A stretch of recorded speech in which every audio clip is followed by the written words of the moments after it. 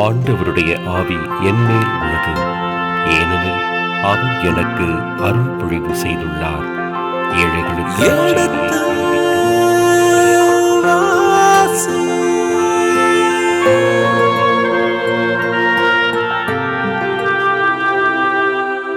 எடுத்து வாசி.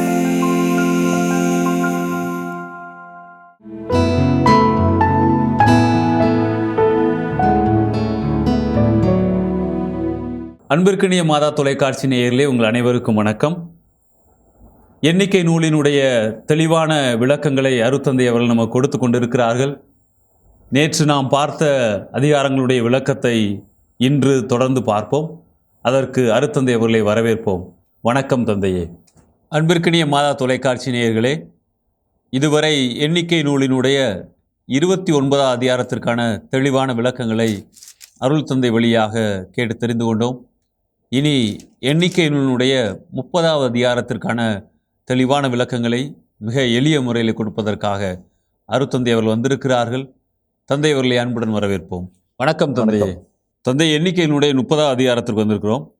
30ஆவது அதிகாரம் ஒரு பொதுவான தலைப்பில் தான் இருக்குது, பொருத்தனை பற்றிய விதிமுறைகள். ஆனால் உட்பிரிவுகள் நிறையா வித்தியாசங்கள் இருக்கும் என்று நினைக்கிறேன். அதனால் அதை எப்படி பிரித்து படிப்பது என்பதை பற்றி சொன்னீங்கன்னா நலமாக இருக்கும்.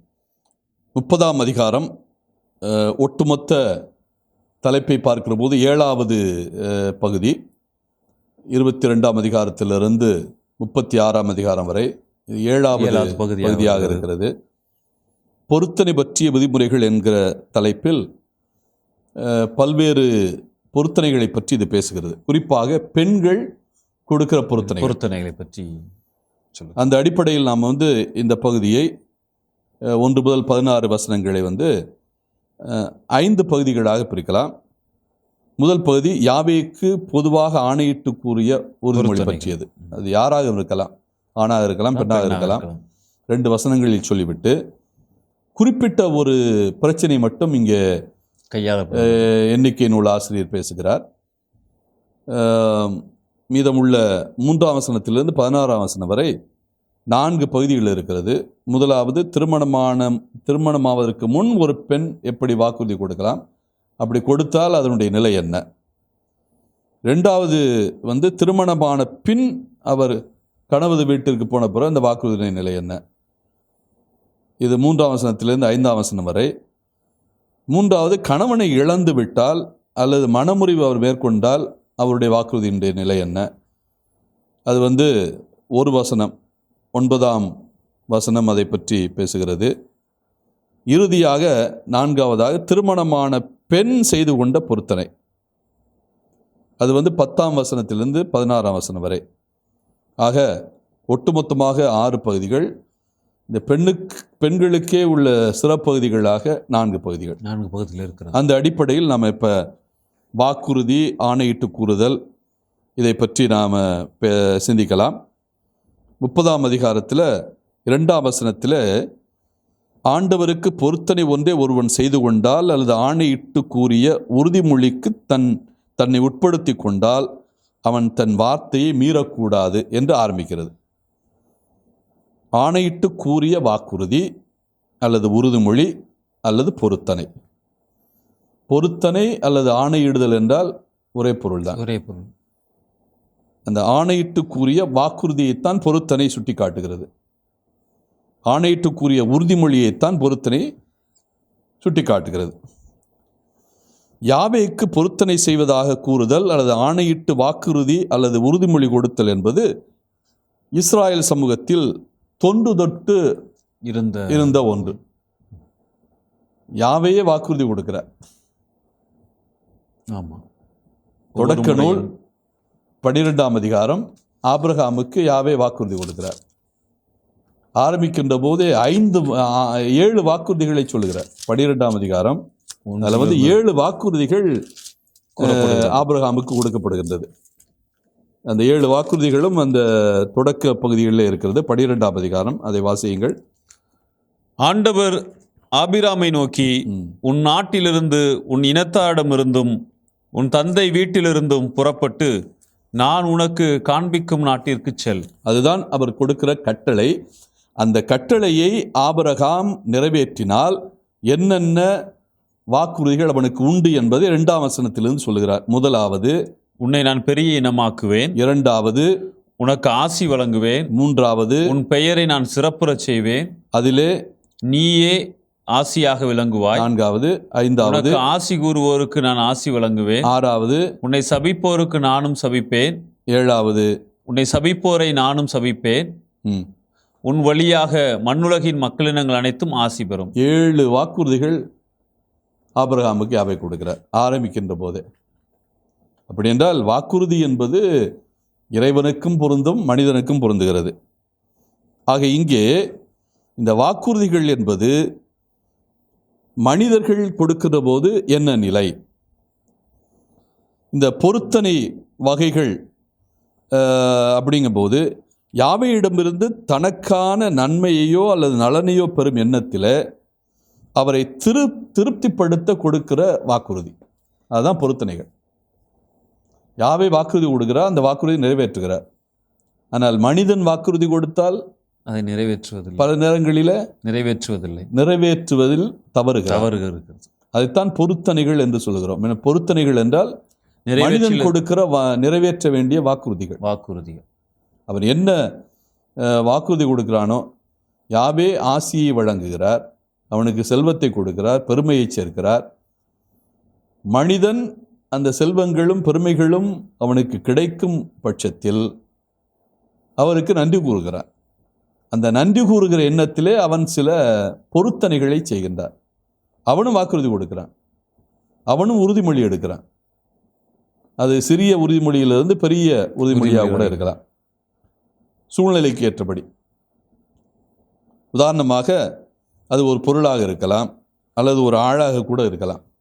அந்த காலத்தில் பலி கொடுத்தல் என்பது சர்வசாதாரணமாக இருந்தது. அப்படி என்கிற போது அது பொருளையும் பலி கொடுத்திருக்கிறார்கள், ஆட்களையும் பலி கொடுத்திருக்கிறார்கள், விலங்குகளையும் பலி கொடுத்திருக்கிறார்கள். இங்கே தொடக்க நூல் 28ஆம் அதிகாரம் 20 முதல் 22 பார்த்தீர்கள் என்றால், யாக்கோப்பு தன்னுடைய சகோதரனுக்கு பயந்து கொண்டு ஓடுகிறான். என்றால் எசாயு அவனுடைய உரிமையை பறித்து விட்டான் யாக்கோப்பு. அவன் அங்கு இருந்தால் எசாயு அவனை கொலை செய்து விடுவான். அதனால் தன்னுடைய அன்னை அவருடைய தூண்டுதல், ரெபெக்காவுடைய தூண்டுதல் பிரகாரம் அவன் எங்கே போகிறான், மாமனார் வீட்டுக்கு ஓடி போகிறான். போகிற வழியிலே அவன் ஒரு யாவே இடத்துல ஆணையிட்டு சொல்கிறான், வாக்குறுதி கொடுக்கிறான். அதாவது யாவே இவனை பாதுகாத்து இவனை திரும்பி நலமுடன் கொண்டு வந்தால் அவன் அதற்காக சில வாக்குறுதியை கொடுக்கிறான். என் தந்தையின் வீட்டிற்கு நான் நலமுடன் திரும்ப செய்வாராயின் ஆண்டவரே எனக்கு கடவுளாக இருப்பார். அதாவது யாவேயே என் கடவுள் என்று நான் ஏற்றுக்கொள்கிறேன் அப்படிங்கிறார். யாவே பிகம்ஸ் மை காட். நான் யாவேயை வழிபடுகின்ற மனிதனாக மாறிவிடுகிறேன் முழுவதுமாக. நான் வேற யாரையும் வழிபட மாட்டேன், வேற எந்த தெய்வத்தையும் வழிபட மாட்டேன். இது அவர் கொடுக்கிற வாக்குறுதி. நீ என்னை திரும்ப என்னுடைய தந்தையின் விட்டு கொண்டாந்து விடணும். என்னுடைய தந்தை ஈசாக்கை நான் மீண்டும் பார்க்க வேண்டும். அந்த வாய்ப்பு எனக்கு கொடுத்தீனா நான் உன்னை ஏற்றுக்கொள்கிறேன் கடவுளாக. அதே மாதிரி நீதித்தலைவர்கள் புத்தகத்தில் பார்த்தீங்கன்னா 11ஆம் அதிகாரம் 30 முதல் 31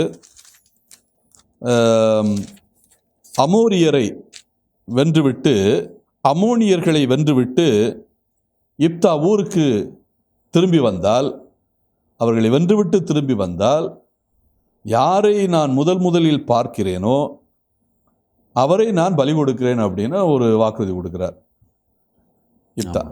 நீர் அமோனிய மக்களை என் கையில் ஒப்புவித்தால் அவரிடமிருந்து நான் வெற்றியோடு திரும்பும் பொழுது யார் என்னை சந்திக்க என் வீட்டு வாயிலிருந்து புறப்பட்டு வருகின்றாரோ அவர் ஆண்டவருக்குரியவர், அவரை கொண்டு எரிபலியாக்குவேன். அவருடைய சூழல் என்னன்னா, அவருடைய மகளே அவருக்கு முன்னால் இருக்கிறார். மகளையே பலி கொடுக்கக்கூடிய ஒரு அவல நிலை தள்ளப்படுகிறது. அது எப்படி பைத்தியக்காரத்தனமான வாக்குறுதி. புதிய ஏற்பாட்டில் நாம் அந்திப்பாசை பார்க்குறோம், ஏரோது அந்திப்பாசு. அவன் என்னுடைய சொத்தில் பாதியை கேட்டாலும், என்னுடைய அரசாட்சியில் பாதியை கேட்டாலும் அவனுக்கு தர்றேன்னு ஒரு சின்ன பிள்ளைகிட்ட போய் வாக்குறுதி கொடுக்குறான். ஆனால் அந்த சின்ன பிள்ளைய அவருடைய தாய் வேறு விதத்திலே திசை திருப்பி திருமுழுக்கு அவனுடைய தலையை கேள் அப்படின்னு கேட்குறார்.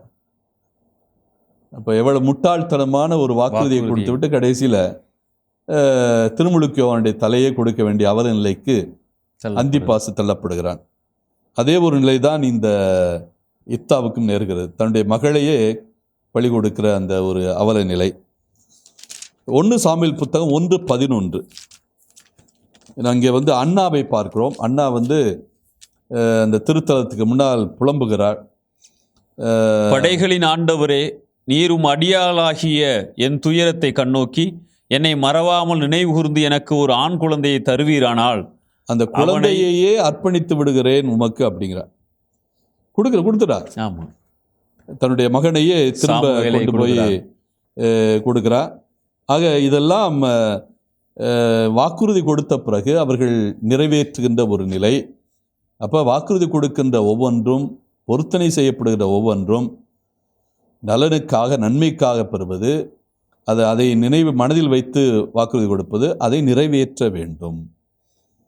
இதே மாதிரி இன்னொரு வகையான வாக்குறுதியும் இருக்கிறது. இதெல்லாம் பொருத்தனைகள் என்பது சாதாரணமானது.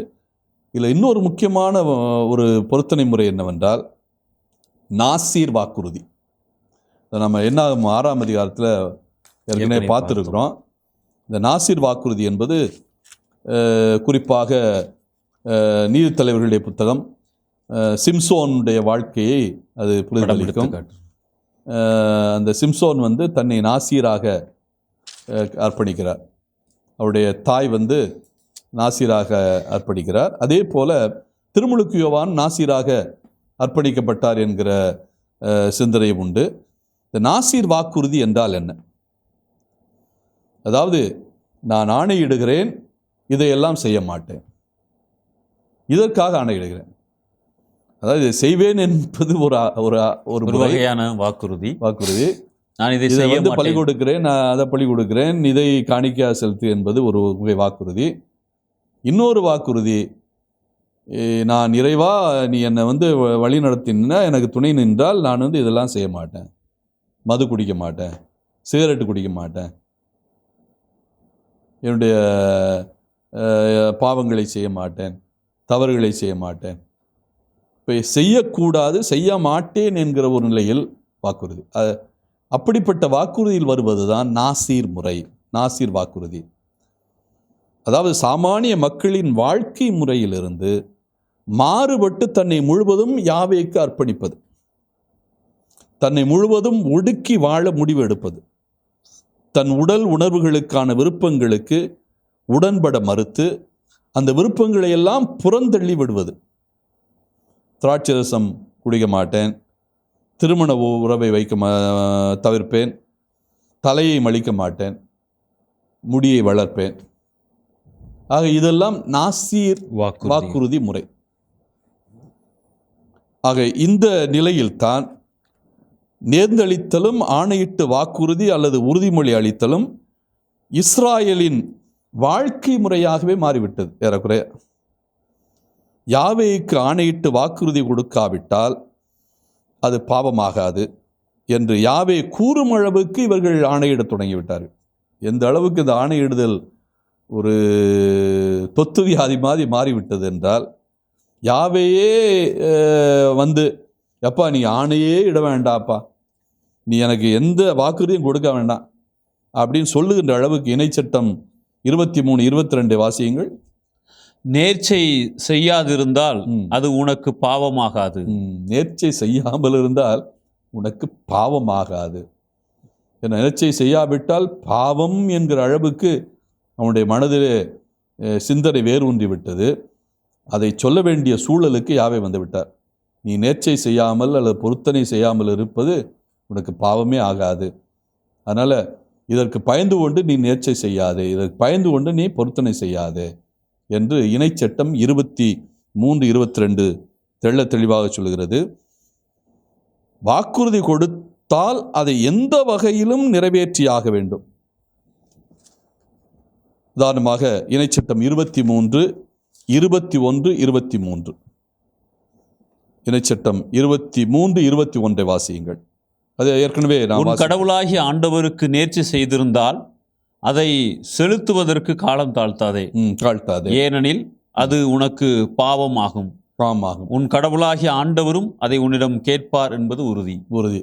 இப்படி சொல்லிவிட்டுத்தான் அடுத்த வசனத்தில் நீ நேர்ச்சி செய்வதை செய்யாவிட்டால் அது பாவமா என்று நினைக்காத, தயவு செய்து நீ நேர்ச்சி செய்யாமல் இருத்தல் பாவமே ஆகாது என்கின்ற நிலையை சொல்ல வேண்டி இருக்கிறது. ஆக நேர்ச்சியை பொறுத்த மட்டில் இப்படி பல்வேறு சிந்தனைகள் விவிலியம் சொல்லுகிறது. வாக்குறுதியை நிறைவேற்றாவிடில் மனித உயிருக்கே ஆபத்து என்று விடுதலை பயணம் சொல்கிறது. 5ஆம் அதிகாரம் 3ஆம் வசனம் பாருங்கள். விடுதலை பயணம் 5ஆம் அதிகாரம் 3ஆம் வசனம். அது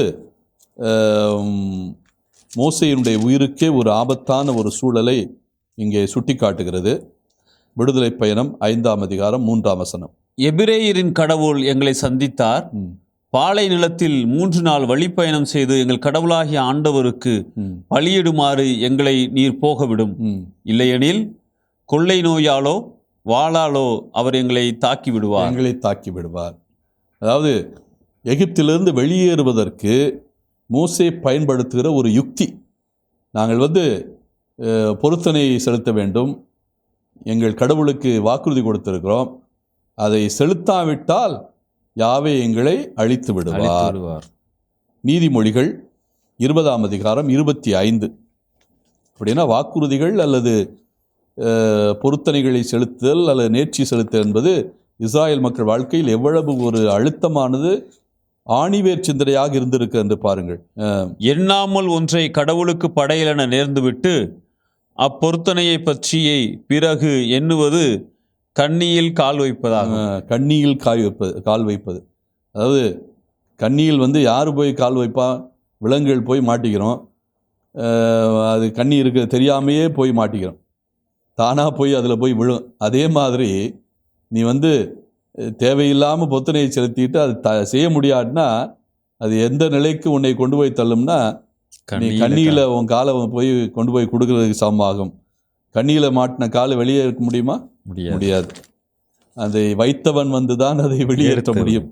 அதனால் அந்த ஒரு நிலைக்கு நீ போகாத என்று இப்படி பொருத்தனைகளை பற்றியும் அதே மாதிரி வாக்குறுதிகளை பற்றியும் அல்லது உறுதிமொழியை பற்றியும் விழாவாரியாக விவிலியம் சொல்லுகிறது. அதாவது தன்னால் எதை செய்ய முடியுமோ, எது தனக்கு சொந்தமானதோ அதைத்தான் வாக்களிக்க முடியும், அதைத்தான் வாக்களிக்க வேண்டும். தலைமகனை யாவேக்கு வாக்களித்தல் கூடாது, அவன் யாவேக்கு சொந்தம். அதனால் இஸ்ராயல் மக்கள் தலைமகனை வாக்களிக்க மாட்டார், யாவேக்கு வாக்களிக்க மாட்டார்கள். தனக்கு எது சொந்தமோ அதைத்தான் எதை தான் செய்ய முடியுமோ அதைத்தான் வாக்களிக்க வேண்டும். தன்னால் செய்ய முடியாதை வாக்களிக்க கூடாது. தன்னுடைய கைக்கு தன்னுடைய கட்டுப்பாட்டில் இல்லாததை வாக்களிக்கக்கூடாது. வாக்களிப்பை பொறுத்த மட்டில் இது மிக மிக முக்கியமானது. அது மட்டுமல்ல, பொருத்தனை தவறாக பயன்படுத்தக்கூடாது. இந்த வாக்களிப்பதை அல்லது பொருத்தனையை தவறாக பயன்படுத்தக்கூடாது. உதாரணமாக மலாக்கி இறைவாக்கின 1:14 எடுங்கள். தன் மந்தையில் ஊனமற்ற கிடாய் இருக்கையில் ஊனமுற்ற ஒன்றை பொருத்தனையாக தலைவராகிய ஆண்டவருக்கு பலியிடும் எத்தன் சபிக்கப்படுவானாக. நல்ல ஆடுகள் எல்லாம் ஆட்டுக்கடாயில் இருக்கிற போது, ஆட்டுக்கிடையில் இருக்கிற போது, நல்ல குணமுடைய நல்ல உடல் நலமுள்ள ஆடுகள் எல்லாம்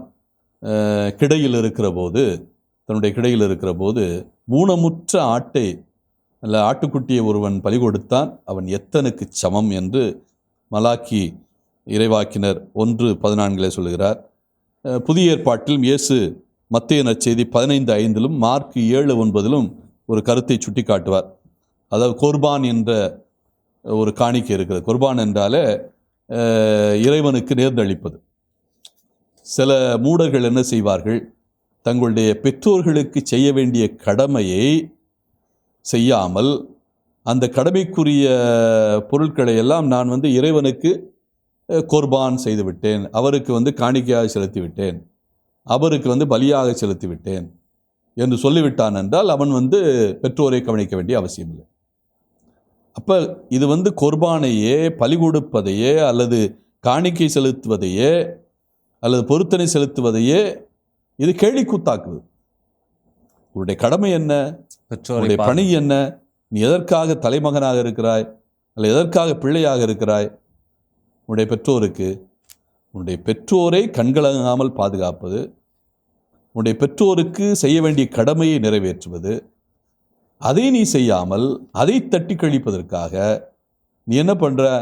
நான் வந்து கோவிலுக்கு வந்து 20 லட்சம் கொடுத்துட்டேன், என்னுடைய கடமை முடிந்து விட்டது, இறைவன் வந்து அதுக்கு எனக்கு சரியான நன்மைகளை பொழிவார், அதனால் நான் வந்து இந்த காரியத்தை செய்ய வேண்டிய அவசியமில்லை, எனக்கு பணம் நிறையா இருக்குது, ஆனால் என்னுடைய சகோதரர்கள் துன்பத்திலே அல்லது ஏழ்மையிலே வாடுகிறார்கள், நான் அவர்களுக்கு உதவி செய்திருப்பதாக நான் ஒரு கோவில் கட்டுவதற்கு அல்லது ஒரு கல்யாண மண்டபம் கட்டுவதற்கு ஒரு 20 லட்சம் கொடுக்குறேன்.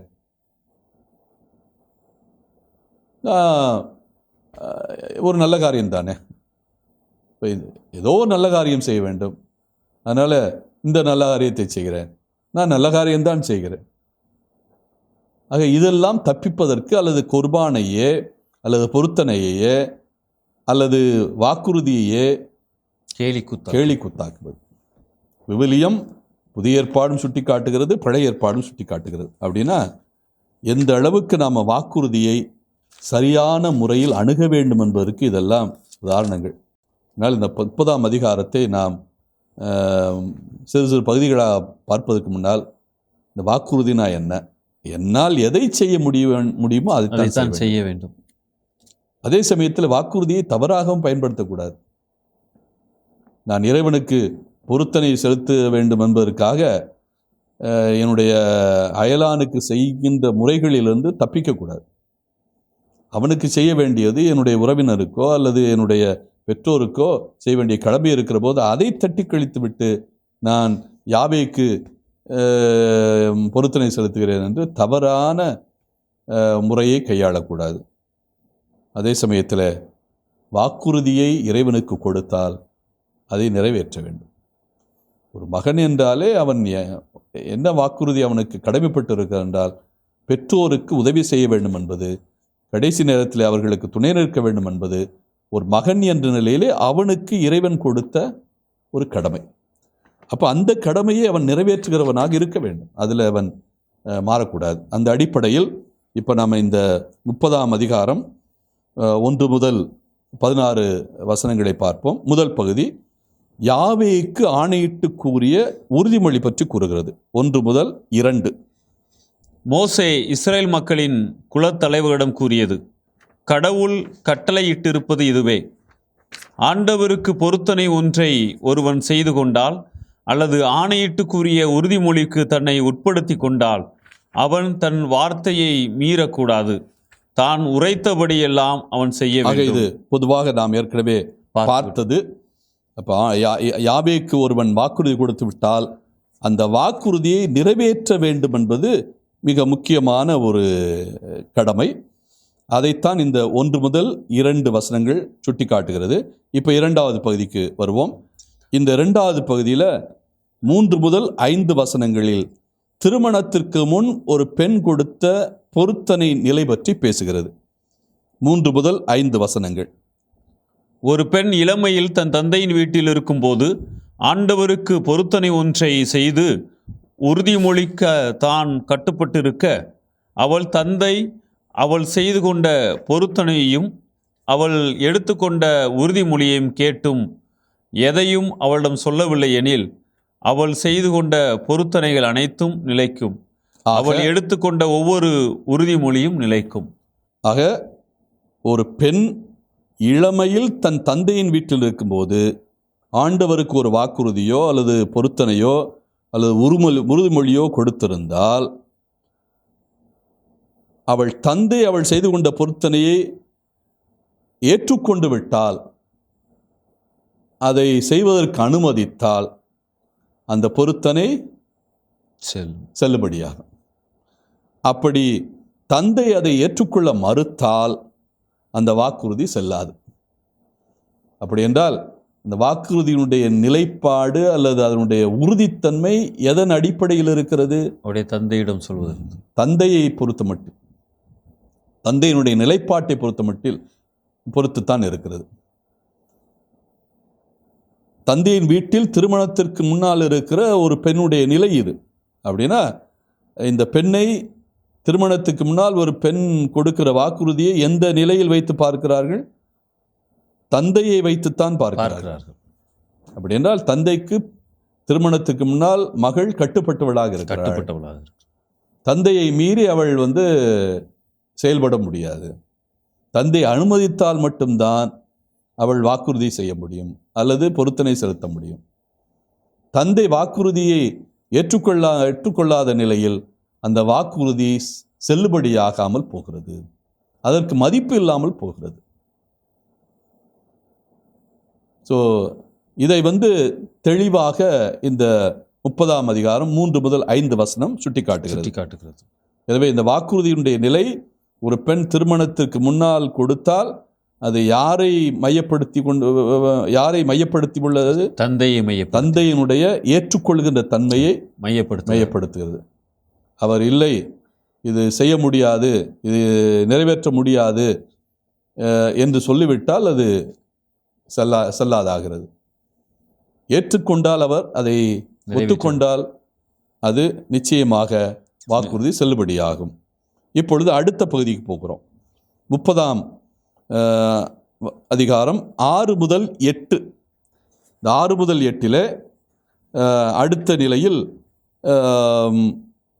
இந்த பெண் திருமணம் செய்து கொண்டால் திருமணத்திற்கு பிறகு இந்த வாக்குறுதியுடைய நிலை என்ன? தந்தை ஏற்றுக்கொண்டு விட்டார், அது நிறைவேற்ற வேண்டும். அதே சமயத்தில் இந்த பெண் திருமணமாகி கணவனுடைய வீட்டிற்கு போகிறார். கணவனுடைய வீட்டிற்கு போன பிறகு அங்கே என்ன நிலை? இந்த வாக்குறுதியினுடைய நிலை என்ன? அவள் பொருத்தனை செய்திருக்கையில் அல்லது கருத்தின்றி கூறிய சொற்களால் கட்டுண்டிருக்கையில் ஒருவனுக்கு மனம் முடிக்கப்பட்டிருக்க, தன் கணவன் அதை கேட்டு அவன் அதை கேட்ட நாளில் அவளிடம் ஒன்றும் சொல்லாதிருந்தால் அவள் செய்து கொண்ட பொருத்தனைகள் நிலைக்கும், அவள் எடுத்துக்கொண்ட உறுதிமொழிகளும் நிலைக்கும். ஆனால் அவள் கணவன் அதை அறிய வரும் நாளில் ஒப்புதல் தராமல் இருந்தால் அவள் செய்து கொண்ட பொருத்தனைகளையும் தன்னை கட்டுக்குள்ளாக்கும் அளவில் கருத்தின்றி கூறிய சொற்களையும் அவன் ஒன்றுமில்லாமல் ஆக்குகிறான். அதாவது அடிப்படையில் என்னென்னா, இங்கே கணவன் தான் பொறுப்பேற்க வேண்டும், கணவனை பொறுத்தது. அடிப்படையில் என்னவென்றால், தந்தையின் வீட்டில் ஒரு பெண் தந்தைக்கு கட்டுப்பட்டு இருக்கிறாள். அவள் திருமணமான பிறகு கணவனுடைய வீட்டிற்கு போகிற போது அவள் கணவனுக்கு கட்டுப்பட்டிருக்கிறாள். அவள் செய்கின்ற முடிவுகள், எடுக்கின்ற முடிவுகள் எல்லாம் அந்த ஆணை பொறுத்த மட்டில் அதை அடிப்படையை வைத்துதான் இருக்கிறது. அதாவது நம்ம ஆணாதிக்க சமூகம் என்று சொல்லுகிறோம். ஆண்களுக்கு அடிமைப்பட்டு இருக்கிற பெண் சமூகம் என்று சொல்லுகிறோம். ஏறக்குறைய இந்த 30ஆம் அதிகாரம் இந்த ஒரு சூழலைத்தான் நமக்கு முன்னால் வைக்கிறது. ஒரு பொருத்தனை செலுத்தக்கூட ஒரு பெண்ணுக்கு உரிமை இல்லை என்கிற நிலையில்தான் இது. அப்படி என்றால் நாம் சாமுவேல் புத்தகத்தில் முதல் அதிகாரத்தில் அன்னாவனுடைய பொருத்தனையை பற்றி கேள்விப்பட்டோம். அந்த அன்னாவனுடைய பொருத்தனையை அவருடைய கணவர் ஏற்றுக்கொள்ளாவிட்டால் சாமுவேல் ஏலி இடத்திலே வந்திருக்கவே முடியாது. அவருடைய பொருத்தனை பிரகாரம் தனக்கு பிறக்கிற குழந்தையை யாவேக்கு அர்ப்பணிக்க வேண்டும். அண்ணா என்ன செய்கிறாள்? இந்த பொருத்தனையை செய்தது மட்டுமல்ல, அந்த குழந்தையை ஏலி இடத்தில் அனுப்புகிறார், தான் செய்திருந்த பொருத்தனைக்கு ஏற்றபடி. அப்படி என்றால் கணவன் வீட்டிலிருந்து இதை செய்கிறாள். கணவன் வீட்டிலிருந்து அதை செய்கிறார் என்றால் என்ன பொருள்? கணவன் அதற்கு சரி என்று சொல்லியிருக்கிறார். இல்லாவிட்டால் சாமுவேல் அவரை ஏலியிடத்திலே ஒப்படைத்திருக்க மாட்டார்கள். பிற்காலத்திலே அவர் ஒரு நீதி தலைவராக வந்திருக்க முடியாது. அந்த அடிப்படையில் தான் இந்த வாக்குறுதிகளை பார்க்கிறோம்.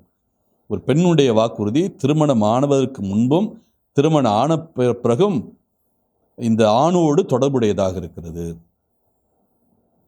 திருமணம் ஆவதற்கு முன்னால் தந்தையினுடைய அந்த கடப்பாடு, அவருடைய உறுதிப்பாடு முக்கியமானதாக படுகிறது. திருமணம் ஆன பின்பு கணவனுடைய உறுதிப்பாடு. கணவன் அமைதியாக இருந்து விட்டால் அந்த வாக்குறுதி ஏற்றுக்கொண்டதாக அர்த்தம். ஆனால் கணவன் மறுத்துவிட்டால், இது தேவையில்லாத ஒரு முடிவு என்று மனைவியிடத்தில் சொல்லிவிட்டால், அவள் திருமணத்துக்கு முன்னால் எடுத்த வாக்குறுதியாக இருந்தால் கூட அவை நிலைக்காது, செல்லுபடியாகாது. அப்படி என்றால் ஒரு பெண்ணினுடைய முடிவு என்பது பிறந்த வீட்டில் தந்தையினுடைய நிலைப்பாட்டையும் புகுந்த வீட்டில் கணவனுடைய நிலைப்பாட்டையும் வைத்துதான் இருக்கிறது என்பதற்கு இது வெட்ட வெளிச்சமான ஒரு உதாரணம். அதற்கடுத்து 3வது பகுதி, அப்படி ஒரு பெண் கணவனை இழந்தாலோ அல்லது மனமுறிவு செய்து கொண்டாலோ அவளுடைய நிலை என்ன, வாக்குறுதி நிலை என்ன? அதைத்தான் 9வது வசனத்திலே பார்க்கிறோம். 9ஆம் வசனம், ஒரு விதவை அல்லது மனமுறிவு செய்யப்பட்டவள் செய்து கொண்ட பொருத்தனைக்கும் அவள் தன்னை கட்டுக்குள்ளாக்கும் அளவில் கூறிய எதற்கும் அவளே பொறுப்பாவாள். ஆக கணவனை இழந்த பெண், கணவன் இறந்து விட்டால் அவள் விதவையாக மாறிவிடுகிறார். அவருடைய நிலை என்ன, அவருக்கும் இந்த பொருத்தனைக்கும் என்ன தொடர்பு இருக்கிறது என்று பார்க்கிற போது, கணவனை இழந்து விட்டாலோ அல்லது மனமுறிவு செய்து கொண்டாலோ அவர் வீட்டிலே, தாய் வீட்டிலே இருந்தபோது அல்லது தந்தை வீட்டிலே இருந்தபோது செய்து கொண்ட பொருத்தனையாக இருந்தால் கூட இப்பொழுது கட்டுப்பட்டதாக மாறுகிறது. ஏனென்றால் இப்போ அவ கணவனையோ அல்லது வேறு ஆண்மகனையோ சார்ந்து இருக்கவில்லை, தனிமைப்படுத்தப்பட்டிருக்கிறார். அப்போ அவர் செய்த வாக்குறுதி நிலை பெறுகிறது, அவரே அதற்கு பொறுப்பாகிறார். அப்போ நிச்சயமாக அந்த வாக்குறுதியை நிறைவேற்ற வேண்டும். இப்போ 4வது 10 முதல் 16 வசனம் திருமணமானவின் மனைவி செய்த பொருத்தனை பற்றி பேசுகிறது. இதில் பல்வேறு சிந்தனைகள் வருகின்றது. 10ஆம் வசனத்திலிருந்து 16ஆம் வசனம் வரை வாசியுங்கள். அவள் கணவன் வீட்டில் பொருத்தனை செய்திருக்க அல்லது தன்னை கட்டுக்குள்ளாக்கும் அளவில் உறுதிமொழி எடுத்திருக்க, அவள் கணவன் வீட்டில் பொருத்தனை செய்திருக்க அல்லது தன்னை கட்டுக்குள்ளாக்கும் அளவில் உறுதிமொழி எடுத்து கொண்டிருக்க, அவள் கணவன் அதை கேட்டும் அவளிடம் ஒன்றும் சொல்லாமலும் அதற்கு மறுப்பு தெரிவிக்காமலும் இருந்திருந்தால் அவள் செய்து கொண்ட பொருத்தனைகள் அனைத்தும் நிலைக்கும். அவள் தன்னை கட்டுக்குள்ளாக்கும் அளவில் கூறியது ஒவ்வொன்றும் நிலைக்கும். ஆனால் ஏற்கனவே சொன்ன சிந்தனை தான் நாம் அந்த 6 முதல் 8 வசனங்களில் சொன்னதை திரும்ப சொல்கிறார்கள். ஆனால் நமக்கு இங்கே அழுத்தம் பெற வேண்டியது 12ஆம் வசனத்தில் வருகின்ற அந்த செய்தி தான். ஆனால் அவள் கணவன் அவற்றை கேட்ட நாளில் அவற்றை ஒன்றுமில்லாமல் வெறுமையாக்கிவிட்டால், அவள் செய்து கொண்ட பொருத்தனைகளோ அவளை கட்டுப்படுத்தும் அளவில் அவள் கூறிய வார்த்தைகளோ எவையும் நிலைக்கா. அவள் கணவன் அவற்றை ஒன்றுமில்லாக்கி விட்டான், ஆண்டவரும் அவரை மன்னிப்பார். அதாவது கணவன் வீட்டில் அந்த பொருத்தனையை ஏற்றுக்கொள்வதும் ஏற்றுக்கொள்ளாததும் எந்த ஒரு சூழலை உருவாக்கும் என்பதைத்தான் இங்கே இந்த பகுதி சுட்டி காட்டுகிறது. மனைவிக்கு பாவமில்லை, இறைவனிடத்திலும் அவளுக்கு மன்னிப்பு கிடைக்கிறது. கணவன் மனைவியின் வாக்குறுதியை வெறுமையாக்கிவிட்டால் மனைவியின் குற்றத்திற்கு கணவனே பொறுப்பாகிறான். அப்படி அந்த வாக்குறுதியை ஒன்றுமில்லாமல் ஆக்கிவிட்டால் அதற்கு முழுமை பொறுப்பையும் யார் ஏற்க வேண்டும்? கணவனே ஏற்க வேண்டும். அதனுடைய லாப நஷ்டங்கள், அதில் வருகின்ற பிரச்சனைகள் எல்லாவற்றையும் கணவனே ஏற்க வேண்டும். எனவே ஏற்கனவே சொன்ன அந்த 30ஆம் அதிகாரம் 6 முதல் 8க்கு உள்ள பகுதிக்குரிய விளக்கமாக இது அமைகிறது. அப்படிப்பட்ட ஒரு நிலை நிகழ்ந்து விட்டால், கணவன் அமைதியாக இருந்து அதை ஏற்றுக்கொண்டு விட்டால் அதை நிறைவேற்ற வேண்டும். அதற்கு முழு பொறுப்பு யாருடையது? மனைவியினுடையதல்ல, கணவனுடையது. அவன் அமைதியாக இருந்து அதை வாய் கூட பேசாமல் இருந்து விட்டால் அதை ஏற்றுக்கொண்டதாக அர்த்தம், பொருள். அப்போ அதற்கு முழு பொறுப்பும் கணவனுக்கு உரியது. அப்படி அவன் மறுத்துவிட்டால், இந்த பொருத்தனை தேவையில்லை என்று சொல்லிவிட்டால், மனைவிக்கு பாவமும் இல்லை, அவளுக்கு மன்னிப்பும் உண்டு. யாவே இடத்திலிருந்து மன்னிப்பு உறுதியாகி வருகிறது. எனவே அந்த ஏற்கனவே சொன்ன 6 முதல் 8 வசனத்திற்கு ஒரு விளக்கம் போல இந்த பகுதி அமைகிறது. ஆக 30ஆம் அதிகாரம் 1 முதல் 16 வசனங்கள் பொருத்தனை பற்றிய ஒரு பொதுவான சிந்தனையை சொல்லிவிட்டு, அதற்கடுத்து 2, 3, 4, 5 பகுதிகளாக ஒரு பெண்ணுடைய நிலை என்ன, திருமணம் ஆவதற்கு முன்னால், திருமணம் ஆன பெண், அல்லது அவள் விதவையாக அல்லது மனமுறிவு செய்த பிறகு, இறுதியாக இந்த கணவன் அந்த பொருத்தனைக்கு எப்படி பொறுப்பாவது, அல்லது மனைவிக்கு அந்த பொருத்தனை செய்யாவிட்டால் மன்னிப்பு உண்டா என்கிற விளக்கங்களை இறுதி பகுதி தருவதாக அமைகிறது. இது எந்த அளவுக்கு என்றால், ஒரு பெண்ணுடைய பொருத்தனை ஆணை சார்ந்திருக்கிறது. அப்படி ஆணை சார்ந்திருக்கிறது என்றால், அந்த பொருத்தனையை அந்த பெண் செய்வதாக வாக்குறுதி கொடுத்துவிட்டு அதை ஆண் சம்மதித்து விட்டால், தந்தையாக இருந்தாலும் சரி கணவனாக இருந்தாலும் சரி, ஆண் சம்மதித்து விட்டால் அந்த பொருத்தனைக்கு முழு பொறுப்பும் யார் ஏற்பது? கணவன். தந்தையாகவும் கணவனாகவும் இருக்கின்ற அந்த ஆண் ஏற்றுக்கொள்ள வேண்டும். அதை ஏற்றுக்கொள்ளாவிட்டால் அந்த பெண்ணுக்கு மன்னிப்பு உண்டு, யாவே அவரை மன்னிப்பார். அது மட்டுமல்ல, இந்த பொருத்தனையை செய்யாத அல்லது பொருத்தனையை செய்ய வாய்ப்பு இல்லாத பெண்ணுக்கு பாவமும் இல்லை. அப்படி என்றால், இதை ஏறக்குறைய இந்த பெண்ணினுடைய மனநிலையிலிருந்து நாம் பார்த்தோம் என்றால், பொருத்தனை செய்வதற்கு இவர் ஆணை நாடி இருக்க வேண்டியிருக்கிறது. அதே சமயத்தில் பொருத்தனை செய்யாவிட்டால் இவருக்கு பாவமோ பழியோ நேரவில்லை என்கிற ஒரு சூழலையும் இந்த பகுதி ஏற்படுத்தி கொடுக்கிறது. நன்றி தந்தையே. அன்பிற்கினிய மாதா தொலைக்காட்சி நேயர்களே, இதுவரை எண்ணிக்கை நூலுடைய 30வது அதிகாரத்திற்கான தெளிவான விளக்கங்களை அருள் தந்தை வழியாக கேட்டு தெரிந்து கொண்டோம்.